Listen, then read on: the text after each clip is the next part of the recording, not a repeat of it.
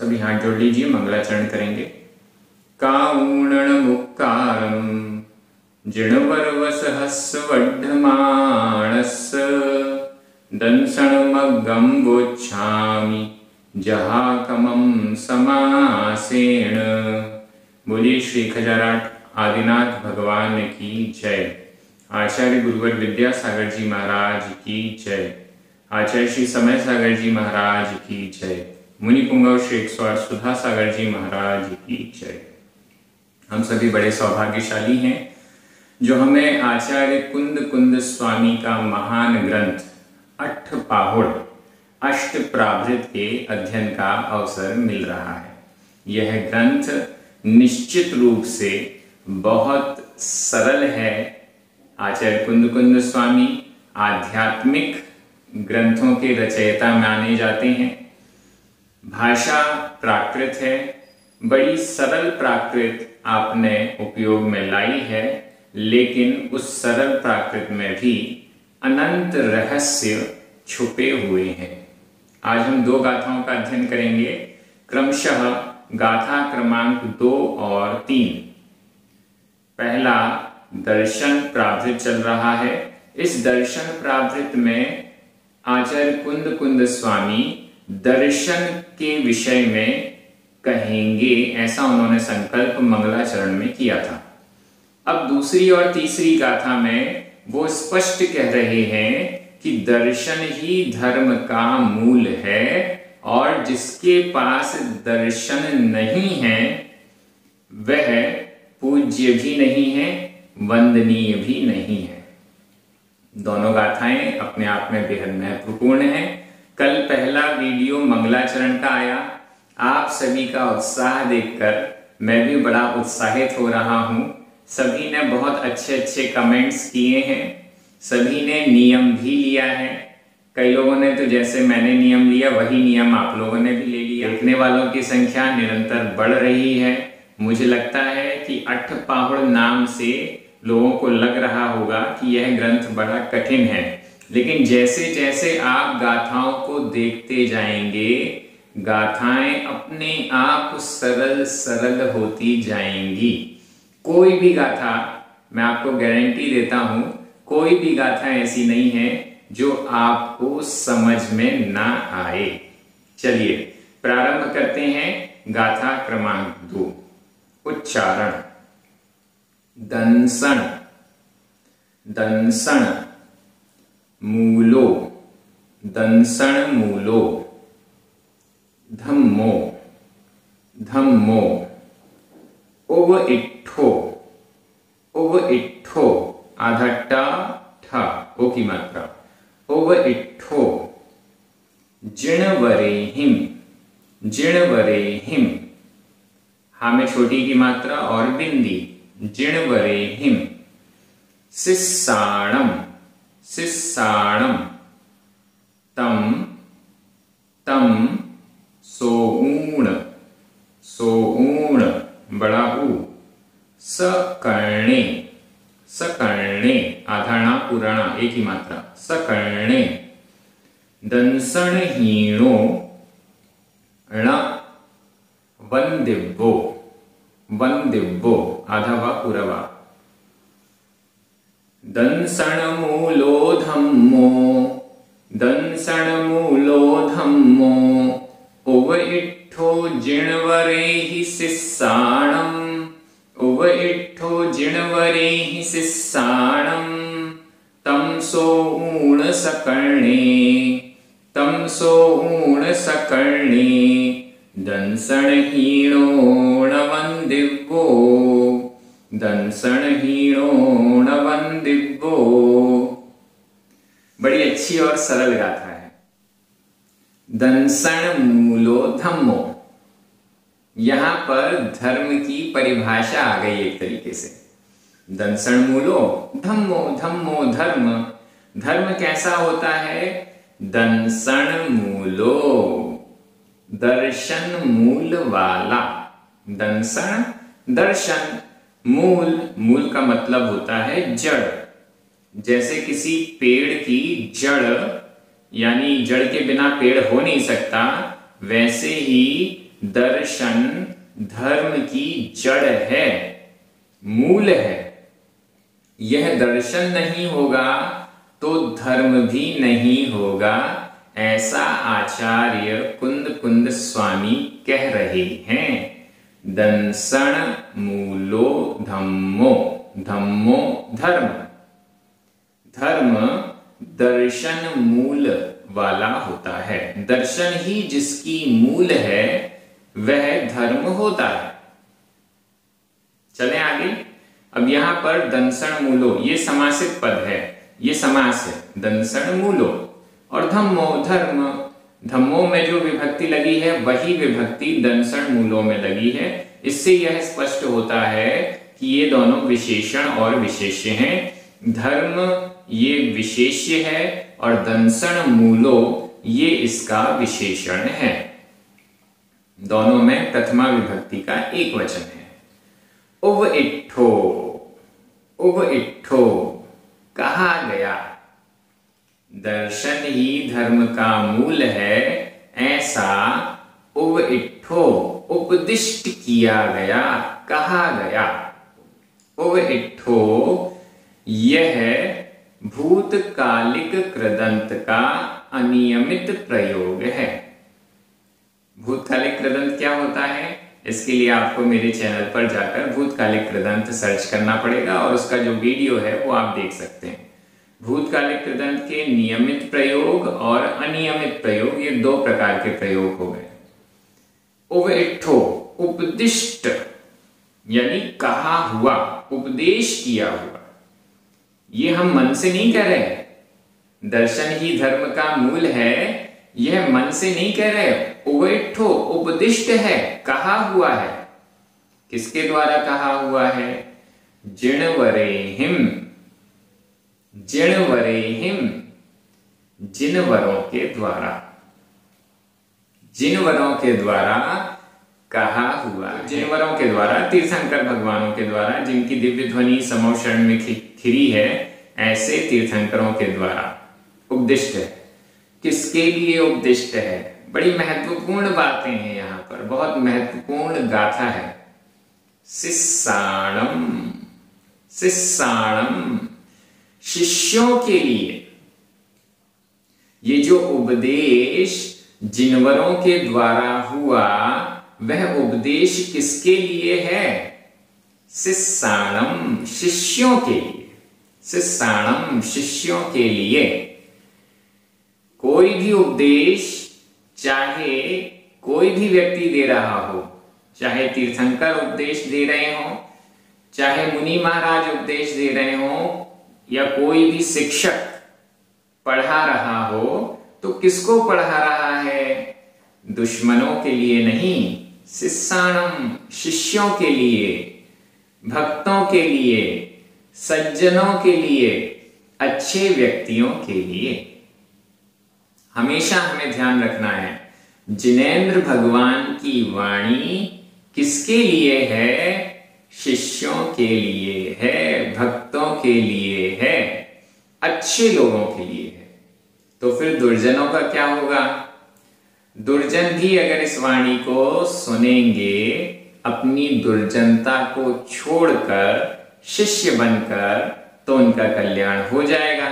और यदि वो शिष्य बनना ही नहीं चाहते, दुर्जनता छोड़ना ही नहीं चाहते, तो कितने भी उपदेश सुन लें, कितनी भी जिनवाणी सुन लें, उनका कल्याण नहीं होगा। तो यहां बहुत अच्छा एक शब्द आया, शिष्याणम शिष्यों के लिए। हम सभी भक्तों के लिए, श्रावकों के लिए, सज्जनों के लिए ऐसा उपदेश जिणवरेहिम जिनवरों के द्वारा दिया गया। आगे क्या है? आचार्य कुंद कुंद स्वामी क्या करें? तम, तम उसको, उसको किसको? जो उपदेश दिया गया है उस उपदेश को, तम उस उपदेश को। बड़े ध्यान से सुनिए। सोऊण सकर्णे, सोऊण सुनकर, सोऊण सुनकर। मंगलाचरण पिछली गाथा में आया था वहां पर भी सबसे पहला शब्द आया था संबंधक भूत कृदंत काऊण, और यहां पर सोहूण, सोहूण सुनकर, यह भी संबंधक भूत कृदंत है।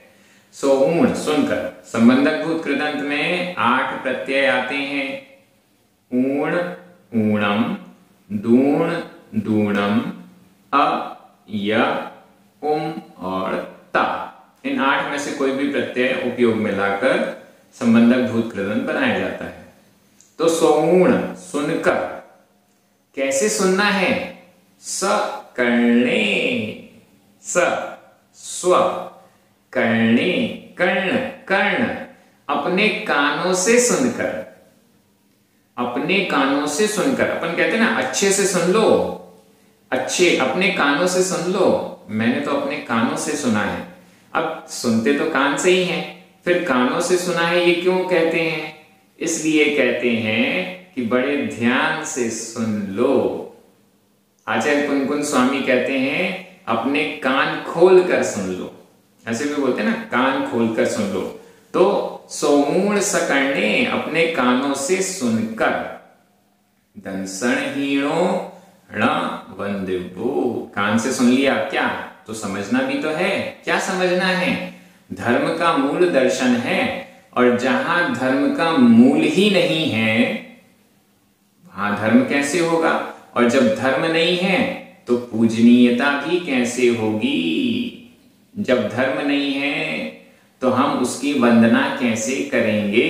इसलिए एकदम स्पष्ट कहा है, दंसण हीणो ण, ण यानी नहीं, दंसण दर्शन, हीणो हीन, दर्शन से जो हीन है, दर्शन से जो रहित है, ण नहीं, वंदिवो वंदना की जानी चाहिए या वंदना के योग्य। वंदना के योग्य नहीं है, पूजा के योग्य नहीं है, नमस्कार के योग्य नहीं है। कौन नहीं है? जो दर्शन से हीन है, क्योंकि दर्शन ही धर्म का मूल है, और जिसके पास धर्म नहीं है वह वंदना के योग्य कैसे हो सकता है? बहुत महत्वपूर्ण बात है। हम चाहते हैं हम मोक्ष मार्ग में आगे बढ़ें, हम चाहते हैं कि हम हमारा कल्याण करें। तो जो मोक्ष मार्ग में आगे बढ़ रहे हैं वह ही हमारे लिए आदरणीय है, सम्माननीय है, पूजनीय और वंदनीय है। अगर सामने वाला दर्शन से हीन है, धर्म से हीन है, तो वह पूजनीय और सम्माननीय भी नहीं है, ऐसा हमें समझना चाहिए। गाथा बड़ी सरल है। इस गाथा में हमने क्या क्या सीखा वो एक बार देख लीजिए। आप लोग नोट्स तो बना ही रहे होंगे, बहुत अच्छे नोट्स जो बनाकर भेजेगा उसके नोट्स भी मैं ग्रुप में शेयर करूंगा। तो आप लोग अपने अपने नोट्स बनाइए, उसमें अपना नाम लिखिए, गाथा का नंबर लिखिए, किस गाथा के ये नोट्स हैं उसकी फोटो खींचिए बढ़िया अच्छा डेकोरेट करके अच्छी राइटिंग में, और फिर उसको भेज दीजिए मुझे, तो मैं ग्रुप में भी शेयर करूंगा। क्योंकि आप सभी बड़े उत्साह के साथ पढ़ रहे हैं, गाथाएं बड़ी सरल हैं और बड़ा आनंद आ रहा है। दंसण, देखिए यहां कौन कौन सी बातें हमें समझ में आई। सबसे पहले धर्म क्या होता है? दर्शन मूल वाला। किसने कहा? जिनवरों ने कहा। किसके लिए कहा? शिष्यों के लिए कहा, सभी के लिए नहीं कहा। जिनेंद्र भगवान ने सभी के लिए नहीं कहा, शिष्यों के लिए कहा। तो हम सोचिएगा, थोड़ा सा चिंतन भी कर लीजिए, क्या हम भी जिनवरों के शिष्य हैं? क्या हम भी जिनेंद्र भगवान के शिष्य हैं? बिल्कुल, हम भी जिनेंद्र भगवान के शिष्य हैं, हम भी महावीर भगवान के शिष्य हैं, हम भी आदिनाथ भगवान के सभी तीर्थंकरों के शिष्य हैं, क्योंकि हम अष्ट प्राभृत ग्रंथ पढ़ रहे हैं और उसको बड़ी भक्ति भाव से विनय पूर्वक पढ़ रहे हैं, अपना कल्याण का निमित्त मानकर पढ़ रहे हैं। इसलिए निश्चित रूप से हम तो महावीर भगवान के ही शिष्य हैं। महावीर भगवान 2500 वर्ष पूर्व हो चुके हैं, लेकिन आज हम यहाँ बैठे हुए भी महावीर भगवान के शिष्य हैं, ऐसा हमें अंतरंग में विश्वास होना चाहिए। क्योंकि आचार्य कुन स्वामी कह रहे हैं कि शिष्यों के लिए कहा है और हमारे लिए कहा है, तो हम तो शिष्य हुए। और क्या, इसलिए अच्छे कानों को खोलकर सुनना है, बड़े ध्यान से सुनना है, बड़े ध्यान से समझना है। और क्या करना है, इसलिए जो दर्शन से हीन है उनसे दूरी बनानी है। वंदना नहीं करने का क्या मतलब, उनका तिरस्कार करना है? नहीं, तिरस्कार नहीं करना है, उनसे दूरी बना लेनी है, यह हमें तात्पर्य लेना है। गाथा बड़ी सरल है, एक बार मैं रिवीजन कर रहा हूं, आपकी नजर शब्दों पर जानी चाहिए। यहाँ वंदिव्यो भी विधि कृदंत है। विधि कृदंत चाहिए अर्थ के लिए होता है। मैं अर्थ कर रहा हूं हिंदी में, आपकी नजर प्राकृत शब्दों पर जानी चाहिए। धर्म दर्शन मूल वाला है, ऐसा जिन वरों के द्वारा शिष्यों के लिए कहा गया, उसको अपने कानों से सुनकर दर्शनहीन वंदना के योग्य नहीं है, ऐसा समझना चाहिए। तो इस प्रकार से अपनी पहली गाथा हो गई, दूसरे नंबर की गाथा हो गई, बड़ी सरल है। अब तीसरे नंबर की गाथा पर चलो। उच्चारण, दंसण भट्ठा, भट्ठा आधा टा और ठा, भट्ठा भट्ठा, दंसण भट्ठस्स, भट्ठस्स आधा टा ठा आधा सा पूरा सा, भट्ठस्स। णत्थी, णत्थी आधा ता था छोटी की मात्रा, णत्थी। णिब्बाणम, णिब्बाणम आधा वा पूरा वा। सिज्झन्ति आधा ज झ, इसमें संयुक्त अक्षर बहुत हैं, सिज्झन्ति। चर्य, चर्य भट्ठा, चर्य भट्ठा। दंसण भट्ठा, ण सिज्झन्ति, सिज्झन्ति। दंसण भट्ठा भट्ठा, दंसण भट्ठा भट्ठा, दंसण भट्ठस्सणत्थिडिब्बाणम्, दंसण भट्ठस्सणत्थिडिब्बाणम्। सिज्झन्ति चर्य भट्ठा, सिज्झन्ति चर्य भट्ठा, दंसण भट्ठा न सिज्झन्ति, दंसण भट्ठा न सिज्झन्ति। तो शब्द तो बड़े सरल हैं। दंसण भट्ठा, दंसण दर्शन, भट्ठा भ्रष्ट, दर्शन से भ्रष्ट, दर्शन की अपेक्षा से जो भ्रष्ट है, दर्शन की अपेक्षा से जिसमें भ्रष्टता है, जिसका दर्शन ही भ्रष्ट है।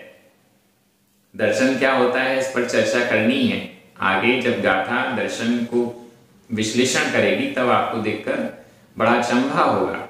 दर्शन का सामान्य रूप से अर्थ अभी हम सम्यक दर्शन कर लेते हैं। जो दर्शन से भ्रष्ट है, दर्शन की अपेक्षा से जो भ्रष्ट है, वो भट्ठा भ्रष्ट है, वो धार्मिक दृष्टि से भी भ्रष्ट है। दर्शन की अपेक्षा से जो भ्रष्ट है, जिसका सम्यक दर्शन शिथिल हो गया है, जिसका सम्यक दर्शन नष्ट हो गया है, जो सम्यक दर्शन से ही भ्रष्ट हो गया है, भट्ठा वो भ्रष्ट है, वो धर्म की दृष्टि से भी भ्रष्ट है, गिरा हुआ है। भ्रष्ट का अर्थ हम गिरा हुआ, शिथिलाचारी, जिसने दर्शन को ही भ्रष्ट कर दिया, जिसने अपने उस गुण को ही छोड़ दिया, उसको हम कहेंगे भ्रष्ट, गिरा हुआ। दंसण भट्ठस्स णत्थिडिब्बाणम्, बहुत सरल है। दंसण भट्ठस्स, और जो दर्शन से भ्रष्ट है उसके णत्थि नहीं होता है। णत्थि, अब संधि विच्छेद कर लें, ण प्लस अत्थि छोटा आ, अत्थी में छोटा आ, ये दोनों छोटे आ मिलकर, संस्कृत में तो बड़ा आ हो जाता है, लेकिन यहां प्राकृत में छोटा आ और छोटा आ मिलकर भी छोटा आ ही रह जाता है। तो णत्थी, वैसे बड़ा आ भी होता है, लेकिन प्राकृत के संधियों के नियम बहुत अलग अलग हैं, बहुत सारे विकल्प हैं। संस्कृत के संधियों के नियम से हम नहीं चलेंगे, प्राकृत के संधि के नियम अलग हैं, उनसे चलना होता है, उसमें वैकल्पिक व्यवस्थाएं हैं। तो ण प्लस अत्थी बराबर णत्थी। न यानी नहीं, अत्थी, अत्थी का मतलब है। अत्थी यह वर्तमान काल के सभी पुरुष और सभी वचनों में ऐसा सेम रहता है। अत्थी यानी है भी हो जाएगा, है भी हो जाएगा, हूं भी हो जाएगा, सब हो जाएगा। ण यानी नहीं, अत्थी यानी है। क्या नहीं है? दंसण भट्टस्य, दर्शन से जो भ्रष्ट है उसके लिए निर्वाणम नत्थी, निर्वाण नहीं है। निर्वाण का अर्थ होता है मोक्ष। जो दर्शन से ही पतित हो गया, जो सम्यक दर्शन से ही भ्रष्ट हो गया, उसके लिए निर्वाण नहीं है, उसको मोक्ष होने वाला नहीं है। सम्यक दर्शन से जो पतित हो गया, सम्यक दर्शन से जो भ्रष्ट है, या दर्शन से जो भ्रष्ट है, उसे निर्वाण होने वाला नहीं है, उसे मोक्ष होने वाला नहीं है। तो क्या? सिद्धंति चरिय भट्टा। बड़ा ये लाइन पढ़ के बड़ी ऐसा लगता है अंदर में कि क्या कह रहे हैं आचार्य कुंकुन स्वामी। सिद्धंति, सिद्धि को प्राप्त हो जाते हैं या सिद्ध हो जाएंगे। अब यहां भी सिद्धंति, वैसे तो वर्तमान काल अन्य पुरुष बहुवचन का ये रूप दिख रहा है, लेकिन जैसे कल मंगलाचरण में आया था बोच्छामी, यहां आया है सिद्धंति। यहां भी आधा ज और झ, ये अंत में जिन क्रियाओं में होता है उन क्रियाओं में वर्तमान काल के समान ही एज इट इज भविष्य काल के भी प्रत्यय होते हैं। तो सिद्धंति, सिद्धि को प्राप्त होते हैं, सीझ जाते हैं, निर्वाण को प्राप्त होते हैं, मोक्ष को प्राप्त होते हैं, होंगे। वर्तमान काल में भी अर्थ लगाया जा सकता है, भविष्य काल में भी। सिद्धि को प्राप्त होंगे। कौन? चरिय भट्टा।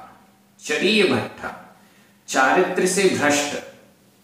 जो आज चारित्र से भ्रष्ट हैं, वो तो सिद्धि को प्राप्त हो जाएंगे, तुरंत नहीं होंगे। चारित्र को सुधारेंगे और सिद्धि को प्राप्त हो जाएंगे, कल्याण कर लेंगे। लेकिन दंसण भट्टा सिद्धंति, दर्शन से जो भ्रष्ट हैं, नहीं सिद्धंति, सीझते नहीं हैं। जो दर्शन से भ्रष्ट हैं उनका कल्याण नहीं होता। जो दर्शन से भ्रष्ट हैं वो मोक्ष नहीं जाते। सिद्धंति दो बार आया, दोनों का अर्थ बराबर है, सीझते हैं या सीझेंगे, सिद्धि को प्राप्त होंगे। भविष्य काल में लगाएंगे तो बहुत अच्छा अर्थ निकलेगा। जो चारित्र से भ्रष्ट हैं वो कभी तो सिद्धि को प्राप्त होंगे, कभी तो कल्याण कर लेंगे, लेकिन जो दर्शन से भ्रष्ट हैं वो कल्याण को प्राप्त नहीं करेंगे। अब यहां लॉजिक को समझिए। एक होता है भावलिंग और एक होता है द्रव्यलिंग। द्रव्यलिंग मतलब बाहर का परिवेश, बाहर की जो क्रियाएं एक प्रति करता है उसे द्रव्यलिंग कहते हैं। और भावलिंग उस द्रव्य क्रिया के अनुसार गुणस्थान का भी होना, भावों का भी होना, ये भावलिंग है। तो दर्शन कहा जा रहा है द्रव्यलिंग को और चारित्र कहा जा रहा है भावलिंग को। आगे दर्शन की जब परिभाषा आएगी, वैसे तो सम्यक दर्शन को भी दर्शन कह रहे हैं, लेकिन जब आगे दर्शन की परिभाषा आएगी तो वहां पर वो स्पष्ट हो जाएगा कि द्रव्यलिंग को मतलब बाहरी क्रियाओं को दर्शन कहा जा रहा है। जो बाहरी क्रियाओं से ही भ्रष्ट हो गया है, बाहरी क्रियाएं ही जिसने छोड़ दी हैं, वह कभी कल्याण को प्राप्त नहीं होगा। लेकिन जिसकी अंतरंग क्रियाओं में, अंतरंग भावों में थोड़ा सा गिरावट आई है, जो चारित्र से भ्रष्ट हुआ है, वो तो निर्वाण को प्राप्त कर लेगा, लेकिन जिसने बाहरी क्रियाएं ही छोड़ दी हैं वो कभी कल्याण को प्राप्त नहीं करेगा। क्या मतलब हुआ? जिसने बाहरी क्रियाएं छोड़ दी हैं, मान लीजिए मुनि महाराज हैं, 28 मूल गुण का पालन करने वाले।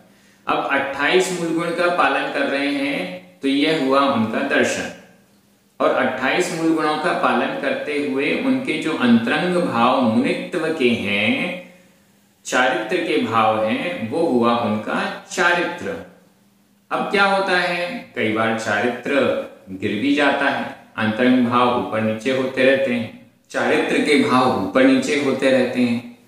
तो उससे आचार्य कुन-कुन स्वामी कह रहे हैं कि अंतरंग के भाव ऊपर नीचे हो जाने से कोई दिक्कत नहीं है।